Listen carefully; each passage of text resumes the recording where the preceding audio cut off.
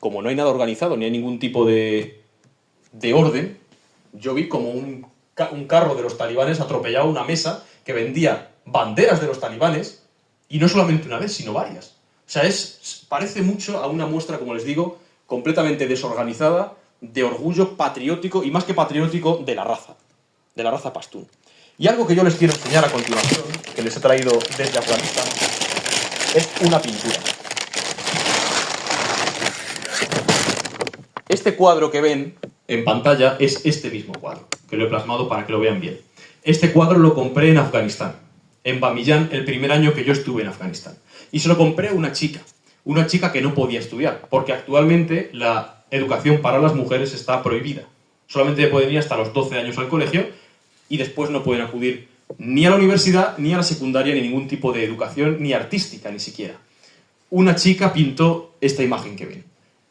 Una niña pequeña, preparada para ir al colegio, está llorando y además inmersa en un mundo oscuro en el que hasta la hierba es pálida, en el que solamente hay un rastro de luz, que es una puerta y a la vez un libro. Si ustedes se fijan, se ven las páginas del libro, es un libro, y al mismo tiempo una puerta que tiene vida, que tiene color detrás de sí, pero que está absolutamente cerrado por un cerrojo con un candado de proporciones enormes que le impide el paso hacia el otro lado. Esto lo pintó una chica de Afganistán, se lo compré y yo se lo traigo para que vean cuál es la realidad de las mujeres allí.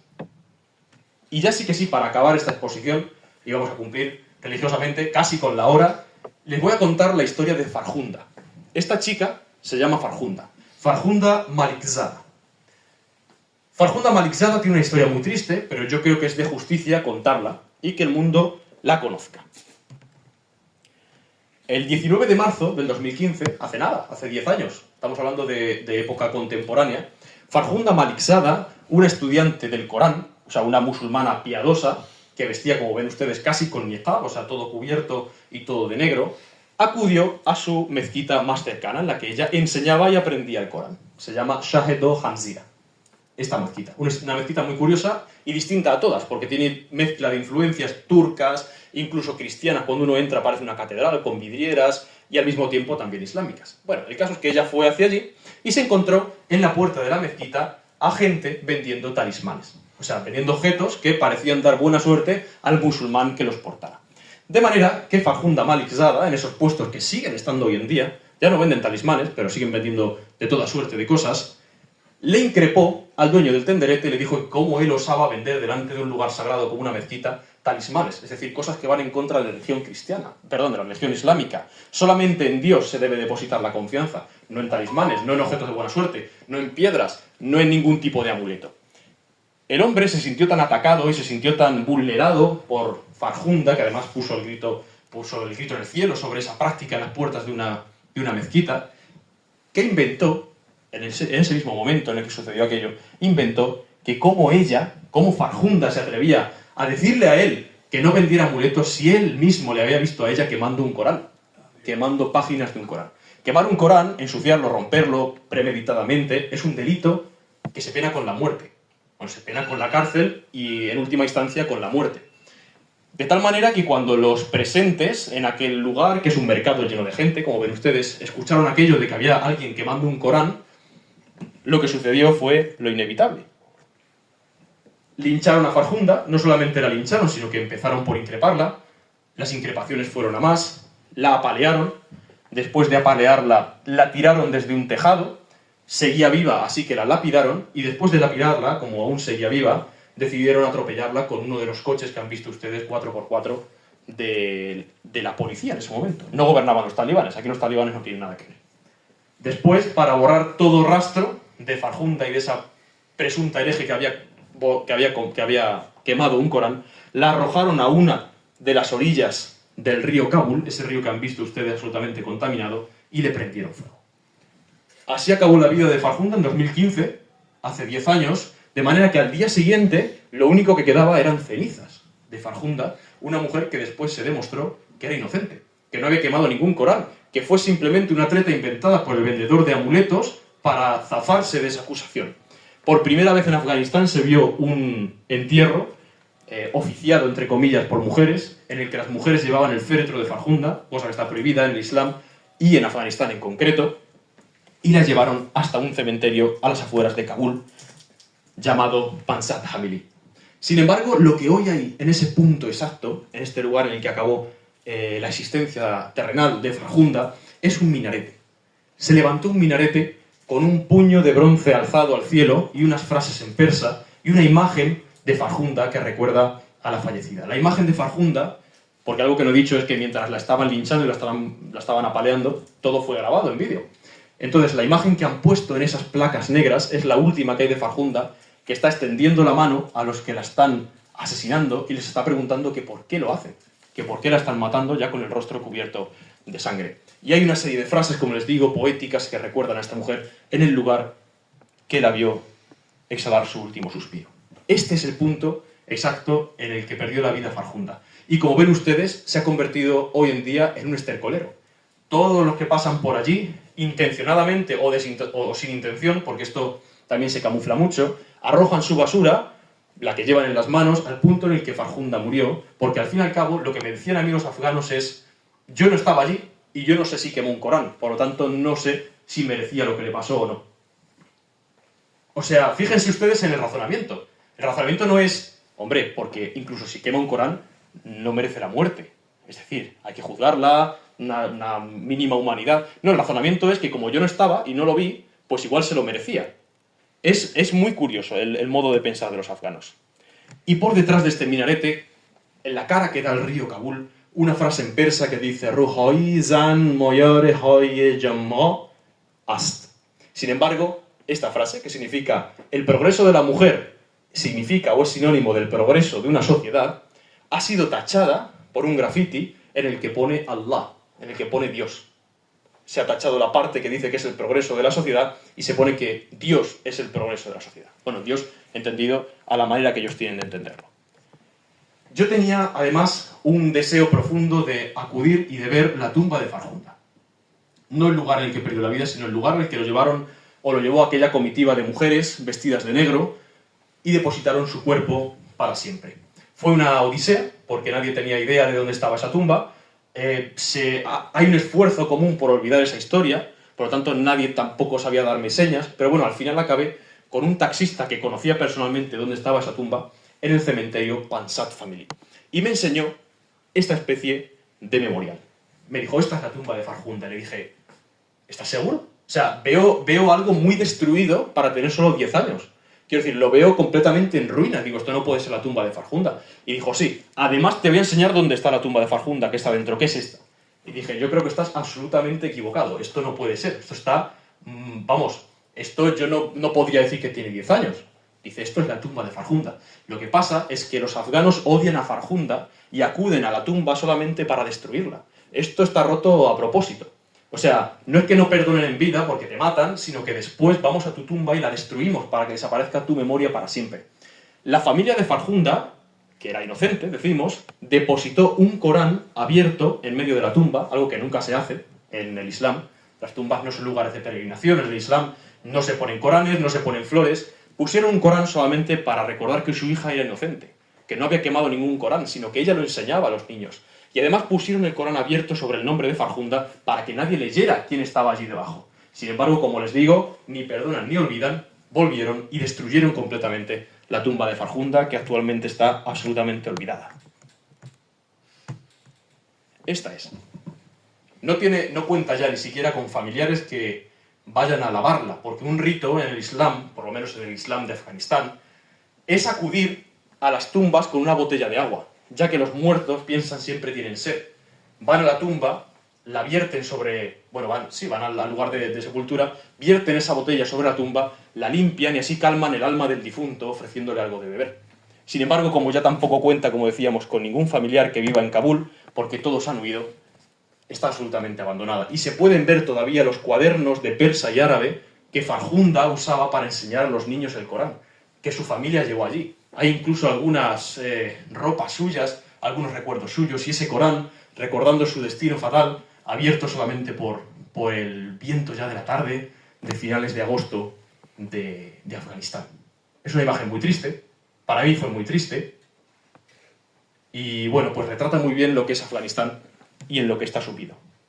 La última imagen que yo quiero que vean, antes de acabar que fue la última imagen que yo tuve aquel día, es la tumba de Farhunda Malikzada, en el contraste de aquel cielo, el mismo día en el que los talibanes celebraban su fiesta nacional, mientras estaban con las banderas y con los carros de combate y con los coches, con los vehículos policiales, con esas taranas pastunes en un ambiente de celebración por la ciudad. Yo fui a ver eso y después acudí a la tumba de Farhunda mientras todo ese jolgorio tenía lugar en la ciudad, y yo recordaba un verso del poeta Seferis, que ganó además el premio Nobel, que decía que qué extraño vigor sientes al hablar con los muertos cuando los vivos que quedaron ya no bastan. Y esa es la sensación que yo tuve en Afganistán.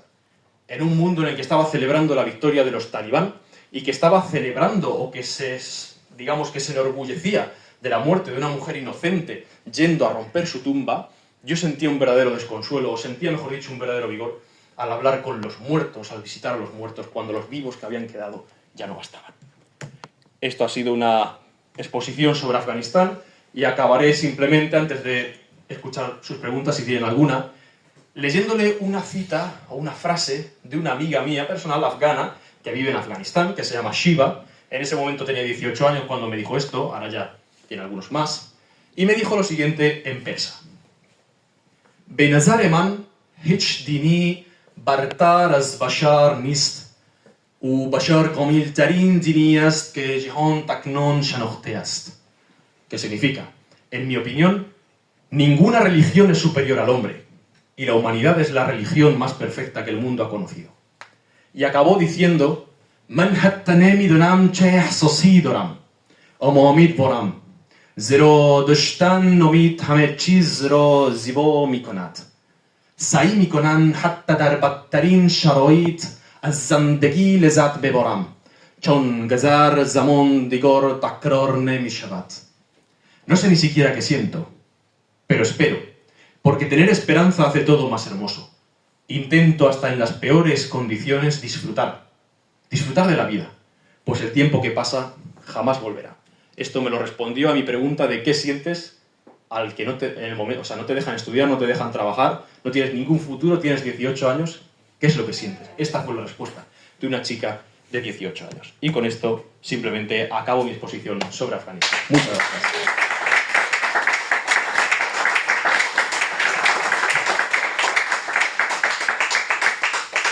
Bueno, pues si tienen alguna pregunta o algo que me quieran decir, yo estoy aquí disponible. Sí. Vamos a ver, yo quiero hacer una pregunta. Ahí cuando hubo un destacamento de militares españoles en Afganistán. Sí, sí. ¿Qué labor hicieron ellos? Los españoles estaban concretamente, además, muy cerca de Herat, esa ciudad que es más abierta. Es decir, el peligro era menor a donde fueron los españoles. Sin embargo, su labor se centró en lo que se centran las labores españolas, es decir, simplemente en misión de paz, es decir, en colaborar con que la paz se establezca en el territorio. No abrieron un combate abierto en ningún momento con los talibanes, las fuerzas españolas. Estaban además situados en un lugar que yo vi, muy cerca del aeropuerto de la ciudad, por si en cualquier momento tenían que salir corriendo por una invasión de los talibanes, huir del país. Es decir, la labor en general de Occidente en Afganistán fue muy pobre. Es verdad que, bueno, pues se podía estudiar, las mujeres podían estudiar, la sanidad era más accesible, la libertad era mayor, pero realmente eso no se ha instaurado, porque los talibanes en 4 años de gobierno que llevan lo han barrido del mapa completamente. Y lo peor es que esas mujeres, por ejemplo, o en general la población, o sea, las mujeres no sufren más, pero los hombres, quiero decir, no tienen ninguna clase de derecho tampoco, los ciudadanos no tienen derechos de ninguna clase, han conocido lo que es la libertad bajo los americanos. Por lo tanto, ahora mismo están sufriendo verdaderamente la situación que tienen.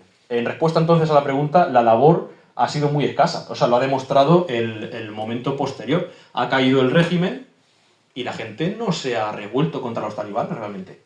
Han agradecido mucho que actualmente tienen seguridad, porque llevaban 45 años en los que salir a la calle era sinónimo de muerte, robo, que te dispararan, que te secuestraran, que murieras porque alguien se inmolaba a tu lado. Y en este momento en el que gobiernan los talibanes hay una gran dictadura, pero la seguridad es enorme. Yo paseaba a las 3 de la madrugada por Afganistán solo y no me pasó nada. Pues realmente se contentan con eso. ¿Para qué voy a pedir más si por lo menos no me matan? La segunda pregunta sería, que yo tengo idea, porque no estoy seguro, que de Afganistán han salido mucha cantidad de heroína, Sí, sí. de droga. Y eso les dejaba mucho dinero. Y claro, como hemos visto unos campos, una tierra que es árida, en otras partes tendría que haber zonas donde se cultivaba precisamente la heroína. Sí, efectivamente. Afganistán históricamente ha producido dos cosas, a grandes cantidades. Opio, del que se extrae la heroína, y también litio. O sea, la mayor riqueza actual de Afganistán es el litio que tiene debajo de la tierra. Sin embargo, como decía, la heroína se cultivó históricamente, aparte del lapislázuli, bueno, sí, pero actualmente el beneficio venía de esos dos ingresos. La heroína que llegó a España en los años 80 venía de Afganistán. ¿Qué pasaba en los años 80 en Afganistán y 90? Guerra civil. Señores de la guerra, distintas facciones que se enriquecen con la exportación de opio y de heroína, que acaba en Europa y en Estados Unidos. Es decir, eso fue la mayor fuente de ingresos, aparte del comercio de armas, de los muyahidines, de la guerra civil afgana. Sin embargo, cuando eso cae y vienen los talibanes, es verdad que se supone que por lo menos de cara para afuera prohibieron eso. Se supone que actualmente el opio, tanto plantarlo como consumirlo, como cualquier variante de opio, de consumo de opio, está prohibida en Afganistán. Además han llevado unas campañas podemos decir, de desintoxicación de la población adicta muy efectivas, que consistían en que 40 o 50 talibanes iban juntos, uno al lado de otro, patrullando las calles de Kabul. Y cuando encontraban a un adicto, lo cogían, lo metían en el maletero de una furgoneta, se lo llevaban a una nave en el campo, lo rapaban, lo desnudaban, lo duchaban y lo tenían 50 días solo en una nave sin luz, con agua y pan. Después, si no se moría, le daban unas clases de reeducación en el Islam y salía a la calle. Entonces, es verdad que la seguridad en las calles es muy grande, porque uno no tiene problemas de delincuencia menor. Sin embargo, quiero decir, bajo cuerda, obviamente el opio se sigue comercializando en Afganistán. No a esos niveles de exportarlo, de enriquecerse con el opio. Pero los talibanes, si algo bueno tienen, es que las ideas las tienen claras. Aunque sean malas las ideas, pero las tienen muy claras. Y tienen muy claro que la droga es mala y que no se puede consumir droga. Entonces, por lo menos por parte del gobierno, la droga está completamente erradicada. O sea, se arrasaban campos de opio, de amapola, acudían y los quemaban, o sea, los arrasaban y después metían en la cárcel al dueño, directamente, sin juicio. O sea, esa es la situación actual del opio. Sí. Yo tengo 30 preguntas, pero solo hago 3 muy breves. Vale. Primera, la historia que has contado de la chica, esta última, sí. Si hubiese sido un hombre, ¿hubiese terminado igual? Probablemente porque, bueno, probablemente depende. Si no hubiese sido un musulmán, muy probablemente hubiese acabado igual. Porque es una de las maneras más fáciles de acusar a alguien.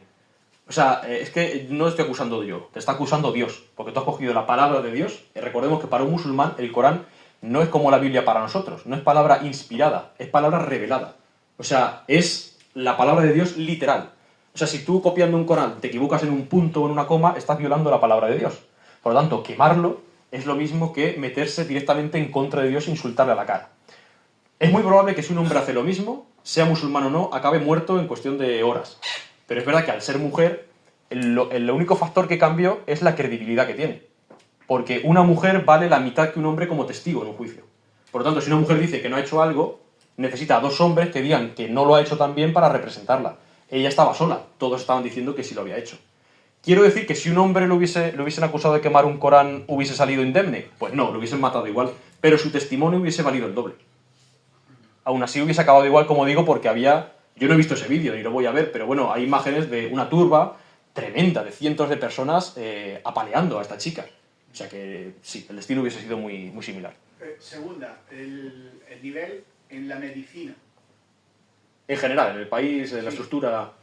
Vale, hay una foto, qué pena que no la haya traído, de un hospital de Afganistán que yo hice cuando iba por la carretera y que cuando uno la ve, pues puede pensar que es un gallinero, literalmente, o sea, es, no sé, una pocilga, porque es una estructura pequeña, o sea, puede ser prácticamente como esa esquina de la habitación, con paredes de adobe, con techo de paja y de hoja de palma, en el que hay una puerta y una camilla y poco más. En Kabul sí. Cuando uno va a Kabul, a Herat, a Mazar-e-Sharif, o sea, a las ciudades importantes y grandes, hay hospitales. Con menos medios técnicos, sí, pero bueno, se hacen transfusiones sanguíneas, se hacen donaciones de sangre, se practican partos, cesáreas, es decir, La vida es más o menos igual en la medicina, pero con muchos menos medios. Pues yo, gracias a Dios, no he tenido que estar en ningún hospital de Afganistán, pero es verdad que, por lo menos lo que me cuentan, lo que me contaban las mujeres, porque pude hablar con 2 chicas en los jardines de Babur. No, me llamó la atención un talibán y me vino... Bueno, esto fue que yo entré en los jardines de Babur, conocí a estas 2 chicas y quería preguntarles cómo era la vida de las mujeres, ¿no? Realmente en Afganistán. Si era verdad lo que se dice aquí o si era solamente propaganda. Y me dice, lo que sabes, bueno, pues peor. O sea, nuestra vida es peor. Sin embargo, gracias a Dios, no nos matan cuando vamos por la calle. El riesgo de violación es muy pequeño, porque si alguien osa tocarme, al día siguiente está ahorcado. Al día siguiente, sin juicio, no hace falta juicio. Ya está, ahorcado. Entonces me decían que sí, que la vida de las mujeres es muy dura. Y que a la hora del parto, por ejemplo, era especialmente dura. Porque las mujeres no pueden estudiar, por lo tanto no pueden ser matronas. Si una mujer no puede ser matrona y un hombre no puede asistir al parto de una mujer, usted me dirá cómo doy a luz. Pues muchas veces dan a luz en las casas, con parteras. Y eso pues incrementa mucho el riesgo de problemas en el parto. Tercera y última.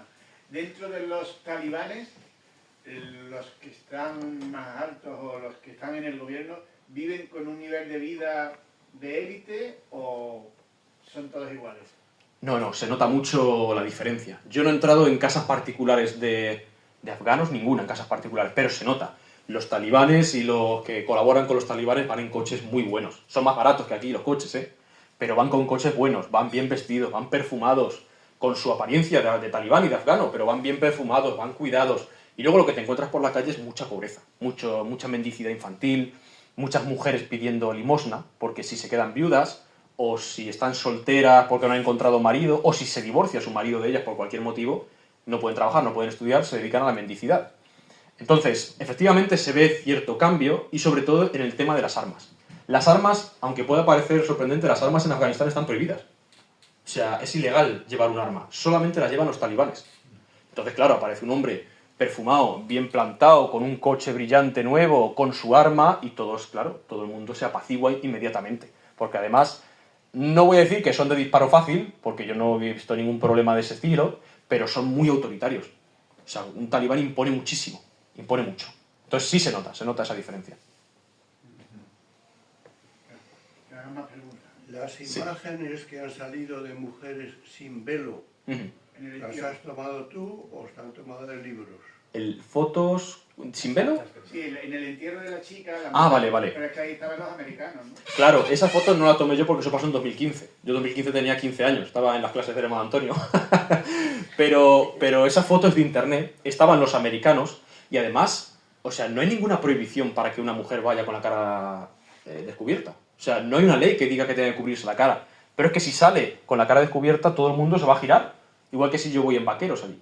Entonces no hay una ley, la ley solo dice que tiene que llevar abaya, es decir, una túnica y un velo, pero puede ir con la cara descubierta. Se recomienda que use mascarilla, porque la mascarilla cubre las facciones, pero no hay ninguna ley. De todas maneras, como decíamos, era en época de americanos, las mujeres iban a estudiar, las mujeres podían trabajar y era un poco más abierto. Sí. A mí me llama mucho la atención la relación con las imágenes, como nos las has contado de los manipulistas, pero sin embargo luego se hacen fotos contigo, incluso te graban, porque esos vídeos entiendo que te han grabado Sí. por algún pastún o algún... ¿Un talibán? Un talibán. ¿Cómo llevan esa dicotomía, ¿no? Porque si solo puede crear, pero luego, ¿sabes? Sí, es curioso y apuntas muy bien, porque hay un hadith, o sea, hay un dicho de Mahoma, o que se atribuye a Mahoma, vais usted a saber si eso lo dijo Mahoma o no, que dice que los ángeles no entran en las casas de los que tienen perros y fotos. Bueno, fotos, cuadros, no había fotos. Cuadros, imágenes, ídolos, etc. Entonces, depende de la zona, la foto está muy mal vista o se tolera. En Kandahar, la ciudad dura de los talibanes, donde los talibanes nacieron, echar una foto es inconcebible. O sea, yo para hacer la foto esa de los peces censurados, o sea, yo tuve que esperar a que pasara la gente, un momento en el que hubiera nadie, porque realmente se quedan mirando. Porque estás haciendo algo que está perseguido por la religión, no es delito, pero está muy mal visto. Sin embargo, esas fotos, esas imágenes que a mí me graban, estaban en el norte de Afganistán, que es un poco más abierto. No son tantos pastunes, sino que son más tayikos, hay más azaras. Entonces, bueno, pues todos somos musulmanes, pero somos un pelín más abiertos. En Kandahar yo no me pude hacer ninguna foto con un talibán. De hecho, las fotos que hice, muchas veces, inmediatamente después apareció un talibán de la nada y me decía que quién era yo y le tenía que enseñar el famoso salvoconducto con mi foto y con mi procedencia. Sí. Pues si tiene alguna pregunta más. Sí. Una tercera. Has citado hace un momento que había un premio Nobel de allí, en Afganistán. No, lo he citado, pero no era de allí, es griego. El griego. Giorgos Seferis, sí, en el 56, creo, 54 lo ganó. Yo es que he leído dos novelas con ambiente de Afganistán. Una, la de las cometas en el cielo. Las cometas en el cielo. Y otra que... 1000 soles espléndidos. Y después otra que tenía un ambiente de la guerra civil. Vale. Durísima. La novela es durísima. Porque te pones hasta los pelos de punta cuando yo la leí. Yo creo que puede ser... Sí, es del mismo autor, ¿verdad? Del mismo autor. Es 1000 soles espléndidos y el autor es Khaled Hosseini. Es un afgano. Sí. Asentado en América, en Estados Unidos. Exacto. Entonces, tiene... Quiero decir, es un afgano, pero que ve con ojos de Occidente lo que está pasando en su tierra. Y son novelas impresionantes. La de Cometas en el cielo es muy buena, pero la otra, la de 1000 soles espléndidos, es impresionante. Es mi libro favorito. Es impresionante. La de Cometas en el cielo está en ojos de los niños, cómo viven el conflicto, y 1000 soles espléndidos está en ojos de las mujeres. Es que el trato con las mujeres, el varón que hay en el trato con las mujeres es despampanante, durísimo. Es así, o sea, no es una novela porque es una historia inventada, pero realmente son muchas historias que pasan así día a día. Y el trato es así, cuando uno ve a un talibán acercarse a una mujer a decirle lo que sea, dice, este hombre no sabe tratar a una mujer. O sea, pero realmente es que no sabe, es que nunca ha tratado con una mujer, nunca se ha dirigido a una mujer. O sea, se ponen tensos, o sea, nunca ha podido hablar con una mujer, nunca ha ido al colegio con una mujer, nunca ha estudiado con una mujer más que con su madre, con su hermana. Entonces no sabe cómo se trata a una mujer. O sea, y la mujer, la única que va a ver en su vida es la que le presente a su madre para casarse. Ya les digo, cuando yo hablaba con esta chica en Bogue Babur, en los jardines de Babur, que era una vendedora de cositas, como una pulsera que tengo por aquí, que pone Amo Afganistán, me la regaló, le preguntaba lo de la vida de las mujeres y tal, y bueno, estuvimos hablando una hora y pico, con ella y con una amiga suya que vendía también cosas. Una azara y otra uzbeka. Y aparecieron dos talibanes de la vigilancia del parque, y se acercaron, uno a cara descubierta y otro que era un señor vestido de militar, como un armario empotrado, con un pasamontañas y con una cinta en el pelo, en la cabeza, que decía no hay más Dios que Alá y Mahoma es su profeta, todos armados con una metralleta. Entonces se acercó y me dijo que qué hacía hablando tanto con esas mujeres, y yo le dije que era un turista y que simplemente hablaba. La chica se inventó una historia y dijo que es que yo le estaba comprando muchísimas cosas de su tienda y que por favor no la molestase porque yo era un extranjero y que tenía que comprar y ver las cosas tranquilamente. Cuando se acercó el señor este del pasamontañas, yo llevaba el crucifijo, algunas veces lo ven y a veces no, bueno, simplemente pues porque en ese momento se me quedará dentro o fuera, pero lo suelo llevar por fuera. Se acercó y llevaba este mismo crucifijo, con el pasamontañas, como él vio, con las botas militares, con el Kalashnikov. Lo miró así, me lo cogió y dice, Inchie, ¿qué es esto que es? En persa. Y lo preguntaba literalmente, no sabía lo que era. Digo, esto es una cruz. Dice, ¿un qué? Digo, esto es una cruz, yo soy cristiano. Se dice Masiji, del Mesías, del Masih. Dice, ¿Masiji? Se quedó a cuadros, no sabía muy bien de qué le estaba hablando. Y otro talibán de al lado, que se vería, no sé, sería más instruido, le dijo, es un Isabi. Isabi es el que sigue a Isa. Pero es despectivo. Es como si alguien se refiere a una persona del camino no catecumenal diciéndole un Kiko. No es un insulto, pero es despectivo. Entonces es un Isabi, es un seguidor de Jesús. Y me miró así, con los ojos esos rojos que tenía detrás del pasamontañas, y se fue. Como les digo, al ser un extranjero no me van a disparar, no me van a causar ningún problema porque quieren difundir una buena imagen. Pero bueno, el momento es tenso. Sí. Esta es personal, si quieres la contesta. Sí, claro. ¿Cuándo y por qué surgió en ti esta vocación?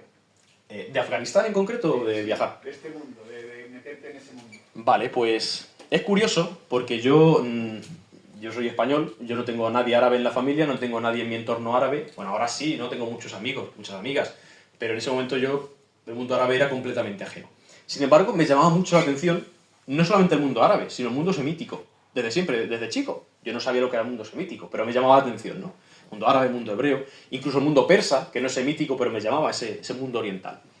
Con 17 años decidí aprender árabe. Hablaba francés, hablaba inglés, hablaba español, obviamente, y decidí aprender una lengua nueva, algo que fuera Quiero decir, algo que fuera útil, que se hablara en muchos países y que tuviera oportunidades también laborales y oportunidades en general de vida, de viaje. Y me decidí por el árabe. Pensé en el hebreo, pensé en el chino, en el japonés, no me atrae mucho, así que me decidí entre hebreo y árabe, porque en hebreo no encontré ningún profesor, se habla solo en un país, y pensé que, bueno, que me iba a abrir más puertas el árabe. Y efectivamente, empecé yendo todas las semanas, un día a la semana, a casa de un profesor árabe, este hombre que me regaló el Evangelio, que ya se ha paseado por todo el mundo, y bueno, pues iba todas las semanas una vez a dar una clase, a aprender las letras, a aprender las palabras. Cuando ese hombre se mudó, yo me tuve que cambiar a la Escuela de Idiomas de Córdoba, luego a la Universidad de Idiomas, y ya pues por cosas de la vida yo acabé estudiando traducción e interpretación en la universidad. Pero después de haber estado en otra universidad de ciencias que no tenía nada que ver. Yo estaba estudiando biología. En cierto momento, por muchísimas cosas, vi que eso no era la vía que yo quería seguir en la vida, que eso no iba a ningún sitio, ese sendero, y me cambié. Ya con 20 años, con 22 años, 21 o 22 años, a una facultad de letras a seguir aprendiendo árabe. Y los viajes vinieron por causa de eso, por causa de mi amor a la historia y por causa de mi amor al árabe. Aquí no se habla árabe, pero es el campo de influencia del Islam. Y al fin y al cabo, pues, Afganistán me atraía mucho. Leí esas novelas antes de viajar a Afganistán, me terminaron de enamorar de Afganistán, y hoy en día sigo manteniendo contacto con esas chicas, por ejemplo, que conocí en el jardín de Babur, con muchos talibanes también. O sea, a veces, y lo pueden decir mi familia, me llama una persona y es un talibán. Y bueno, pues yo le respondo, a veces no, porque me viene mal. Y bueno, pues son gente en general muy educada con el extranjero, que te preguntan cómo te va, qué tal por España, cómo está el tiempo, qué tal la universidad, y después simplemente pues cuelgan. Y es un señor con un Kalashnikov que está patrullando el norte de Afganistán. O sea, hasta tal punto llega mi atracción por Afganistán que a pesar de lo que he contado, volvería y quiero volver. Es una sensación de dolor lo que yo vivo en Afganistán, pero al mismo tiempo de mucha atracción. De todas formas, si te llaman mucho los talibanes, conviene que informe a la Guardia Civil. Que yo no soy yihadista. De hecho, me preguntaban, ya con eso acabo, este año, cuando yo iba vestido eso, con los ojos pintados, con el turbante, me decían, ¿tú eres afgano? Digo, no, yo soy español. Y me decían, ¿tú eres talibán en España? Digo, ¿cómo? Dice, tú eres... Digo, vamos a ver, tú... No sé qué entiendes tú, qué idea tienes del mundo, pero en España no hay talibanes. Dice, no sé, ¿a qué te dedicas? Digo, yo estudio en la universidad. O sea, la idea que tienen del mundo es muy extraña. Ellos piensan que hay talibanes en todos sitios, que van vestidos de afgano, por lo cual es curioso. Es curioso, es un mundo que merece la pena visitar. Sí, sí. Ya, creo que una pregunta al hermano. Sí. Sí. Esos viajes van por tu cuenta, hay una empresa que está detrás de ti pagando esos viajes, ¿dónde trabajas para sacar tu... etcétera, etcétera? Bueno, yo viajo solo en el sentido amplio de la palabra. Solo físicamente y solo con mis recursos. O sea, no hay nadie patrocinándome, ni siquiera haciéndome fotos. De hecho, yo llevo un trípode muchas veces para hacerme las fotos. El dinero, bueno, yo soy estudiante actualmente en la universidad, pero trabajo también de profesor de árabe, doy clases de árabe, de idiomas en general, y luego trabajo en todo lo que pueda sacar dinero extra para poder seguir viajando. Trabajo en la Feria de Córdoba, trabajo como camarero algunos fines de semana, algunos eventos especiales que hay en Córdoba y tal, como la velada de la Fuensanta, fiestas regionales, y bueno, pues actualmente yo estoy centrado en eso. Es verdad que mis planes actualmente y mis propósitos son acabar mi carrera, acabar mis estudios y ver una serie de países que yo quería ver antes de cumplir los 30 años. Yo tengo 26 años, pero siempre he recordado una anécdota que le sucedió a Julio César, que cuando fue a visitar Cádiz, Gades, en el sur de la península, se encontró con un templo de Melkart, un templo a un dios fenicio, ¿de acuerdo? Y en la puerta del templo había una estatua colosal de Alejandro Magno. Y cuando llegó Julio César ante la estatua de Alejandro Magno, acompañado por una comitiva, rompió a llorar. Y todos se quedaron pasmados y le preguntaron, Julio, ¿qué sucede? ¿Por qué lloras? Es Alejandro. Y les dijo, ¿no os parece digno de pensar que Alejandro con esa edad, murió a los 32 años, hubiese conquistado el mundo y reinase sobre tantos pueblos, hubiese visto tantos lugares del mundo, y yo, con la edad que tengo, aún no haya hecho nada digno de memoria? Es decir, yo creo que, por lo menos en mi caso, el afán por hacer algo que sea digno de memoria es grande. Por lo menos el afán. Dirá la historia y las generaciones venideras si eso sucede así o no. Pero bueno, lo persigo. Persigo conocer el mundo y persigo ver lugares que siempre han habitado dentro de mi alma, al menos. Y quedan pocos. Quiero ir a Siria, quiero ir a Irán, quiero ir a Argelia, a Libia. Los demás países me interesan, pero esos son deudas que tengo, digamos, con mis ancestros, ¿no? Con los ancestros de la historia. Al fin y al cabo, Irak, por ejemplo, el lugar en el que surgió la civilización. Así que bueno, si Dios quiere, pues seguiré hasta que gaste los países en el haber. Ha sido, me imagino, un placer escucharle, ya os lo decía yo, y todavía quedan países porque están más sitios. Pero por hoy ya ha trabajado bastante, ¿eh? Mañana tiene el día libre por aquí, y nada, muchísimas gracias. Nada, a ustedes, muchas gracias.